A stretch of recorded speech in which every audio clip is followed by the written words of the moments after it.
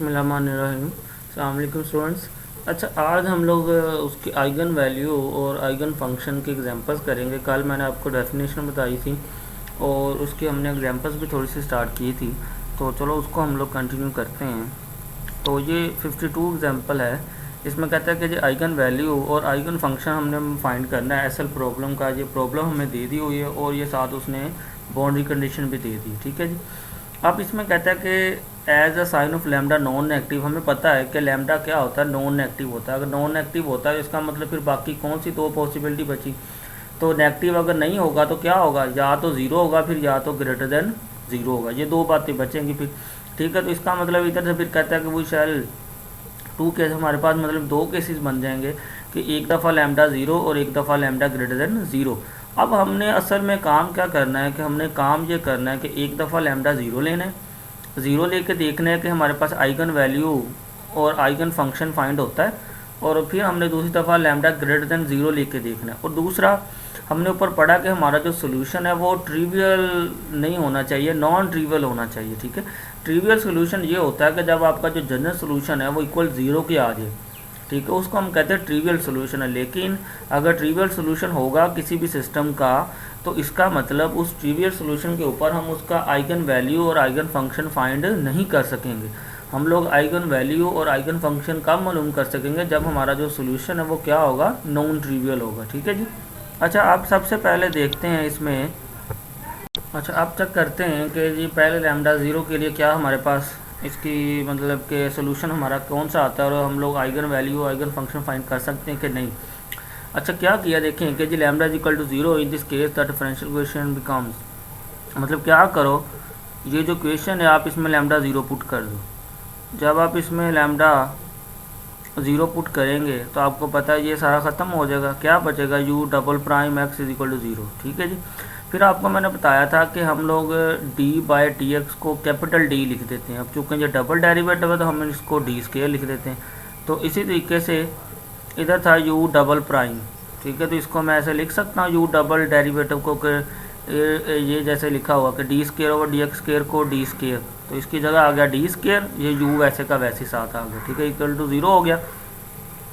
इधर से मेरे पास आ गया कि यू तो ज़ीरो नहीं हो सकता, इसका मतलब D square is equal to zero होगा, और डी क्या है, ज़ीरो और ज़ीरो। फिर आपको मैंने बताया था कि 10.1 में आपको पता है कि 10.1 में हम लोग सोल्यूशन लिखते हैं कि तीन वे से लिख सकते हैं सोल्यूशन। अगर हमारे पास सेम आए सोल्यूशन या डिफरेंट आए या कम्प्लेक्स नंबर आए, तो 10.1 आप इसको ना देख सकते हैं अपनी रिवीजन के लिए अगर आपको नहीं याद। ठीक है, तो अब तो चूँकि ये सोल्यूशन सेम आए तो सेम आए सोल्यूशन का लिखने का तरीका ये होता है कि C1 प्लस C2, फिर हम लोग ब्रैकेट लगा के लिख रहे। तो इसको हम लोग ऐसे लिखते हैं जी C1 plus C2x plus C3, मतलब अगर तीन हो तो C3 ऐड कर लेना, इनटू फिर ब्रैकेट लगा के लिखते हैं जी ई की पावर जो भी इधर फैक्टर हो। अब चूँकि ये ज़ीरो है तो ई की पावर 0 1 होता है, इसलिए वो इधर लिखने में नहीं आया। तो u इंटू एक्स हमारा जो जनरल सोल्यूशन है वो कितना आ गया, C1 प्लस C2x। अब देखें कि उसने ये बताया हुआ कि जी ये वाकई इसका सोल्यूशन कैसे बनता है। देख लें कि u का अगर आप एक दफ़ा डेरिवेटिव लोगे तो क्या आएगा, C1 ज़ीरो हो जाएगा, C2 बचेगा, फिर डेरिवेटिव लोगे तो ज़ीरो आ जाएगा। मतलब ना कि u double prime is equal to zero का ये जनरल सोल्यूशन ये बन सकता है। उसने ये स्टेप में ये बताया हुआ है। ठीक है जी। अच्छा, अब हमने कंडीशन यूज़ करनी है जो कंडीशन उसने गिवन दी हुई है। देखें, पहली कंडीशन उसने दी है कि u into zero is equal to zero. तो जब हमने इसमें जनरल सोल्यूशन में इसमें u की जगह इधर x की जगह ज़ीरो पुट किया तो आपको पता है ये x ज़ीरो ये सारा ज़ीरो हो गया, तो इधर C1 बचेगा, C1 is equal to zero आ जाएगा। फिर जब हमने u into pi is equal to zero रखना है, तो जब इधर आपने x की जगह पाई पुट करना है तो क्या आ जाएगा, C1 plus C2 pi is equal to zero. तो ये क्वेश्चन बन जाएगी। ठीक हो गया जी।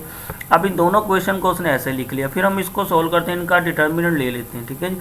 अब इन दोनों क्वेश्चन का डिटर्मिनेंट लिया, देखिए C1 का कोफिशिएंट 1 लिख लिया, C2 का कोफिशिएंट 0 लिख लिया, इसका कोफिशिएंट 1, C2 का पाई। अब इसको सोल्व किया। अब हमें पता है पाई की तो वैल्यू होती है 3.414 समथिंग, तो पाई तो ज़ीरो नहीं हो सकता। इसका मतलब क्या होगा, ज़ीरो। फिर तो C1 भी ज़ीरो होगा या और C2 भी ज़ीरो होगा। ठीक है, इसका मतलब अगर ये दोनों ज़ीरो हैं तो हमारा u इंटू एक्स भी ज़ीरो होगा। तो देखें ना, इधर जब आप C1 भी ज़ीरो पुट करोगे, C2 भी ज़ीरो पुट करोगे, आंसर आपका क्या आ जाएगा, u ज़ीरो आ जाएगा। तो इधर उसने बताया है, कहता है कि 10 u into x is equal to zero which is a trivial solution. यही मैं आपको बता रहा था कि जब u इंटू एक्स हमारा ज़ीरो की इक्वल आ जाएगा, इसका मतलब हमारा जो सोल्यूशन होगा वो ट्रिवियल सोल्यूशन होगा। और ट्रिवियल सोल्यूशन का हम लोग आइगन वैल्यू उसके करस्पॉन्डिंग आइगन फंक्शन नहीं फाइंड कर सकते हैं, ठीक है। तो यही उसने लाइन देखें ये थ्योरी में बताई हुई है। कहता क्या जी, for the parameter lambda is equal to 0 the only solution of the given problem is trivial which is not desired. देखा ना कि उसने यही कहा कि इसका सोल्यूशन सिर्फ ट्रिवियल आ रहा है जो हम लैम्डा 0 पुट करते हैं, जो कि हमें डिज़ायर्ड नहीं है।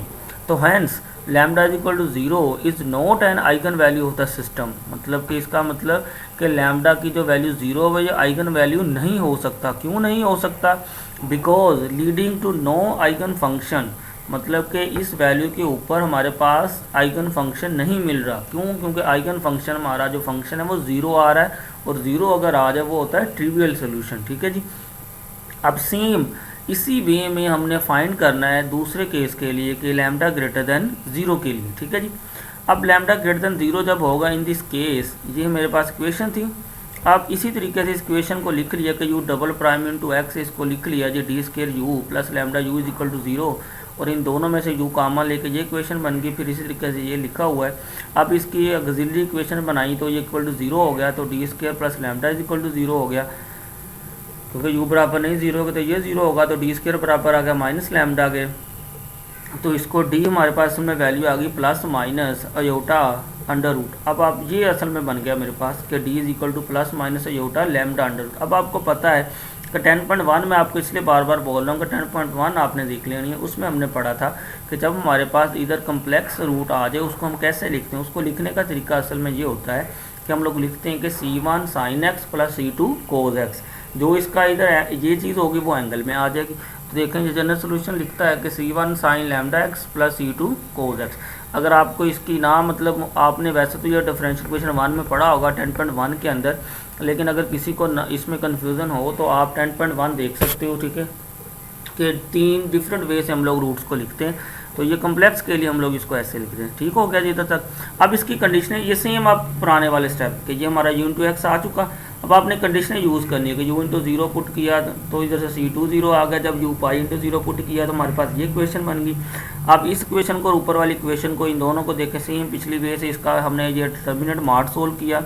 मार्ट सोल्व करने के बाद मेरे पास इसमें देखें कि ये चीज़ बन रही, इसमें हमने नोट करें आप में कि इसमें ये चीज़ 0 है, क्योंकि हमें पता है कि साइन पाई 0 होता है।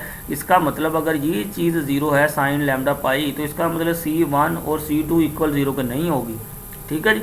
तो इसका मतलब अगर ये 0 के इक्वल नहीं होगी तो इसका मतलब ये हमारा क्या होगा, नॉन ट्रिवियल सोल्यूशन होगा, ठीक है जी। तो इसी तरीके से मैंने बताया कि नॉन ट्रिवियल सोल्यूशन हमने फाइंड करना होता है। तो इधर ये इसने यही सारा हिंट भी दिया हुआ। अब ये नेक्स्ट उसने इसको फिर मज़ीद सोल्व कर दिया, ठीक है जी, कि जो u is equal to 0 is equal to 0 है तो C2 इज इक्वल टू 0 होगा, u pi is equal to 0 हम जो ये फाइंड कर लेंगे। The choice C1 0 at 1 C and 1 is the trivial solution, thus to obtain the non trivial solution we must is equal to 0। ये उसने बताया हुआ कि ट्रिवियल के लिए वो C1 0 होगा, नॉन ट्रिवियल के लिए मतलब कि ये साइन ये 0 होगा, ठीक है जी। तो फिर इसी तरीके से ये भी उसने बताया कि अगर लैम्डा ग्रेटर देन 0 होगा तो लैम्डा ग्रेटर देन 0 है। तो ये उसने थोड़ी सी एक्सप्लेनेशन की हुई है, तो मतलब कि ऊपर तक हमारा वैसे काम कंप्लीट हो जाता है, ठीक है जी। ये एक मैंने एग्जांपल करवाई है आइगन वैल्यू और आइगन फंक्शन की, और सेम ये मेथड आपने देख लेना, सेम सारी एग्जांपल्स इसी मेथड से ही होंगी, ठीक है। तो नेक्स्ट इंशाल्लाह मैं इसकी जो 3-4 एग्जांपल्स हैं वो भी करवा के तो हम लोग इसको वाइंड अप कर देंगे, हमारा ये सिलेबस ख़त्म हो जाएगा, ठीक है जी। फिर आप अपनी रिवीजन शुरू कर देना और फिर उसके बाद आपके फाइनल एग्ज़ाम स्टार्ट हो जाएंगे, ठीक है जी। ओके जी, अल्लाह हाफिज़।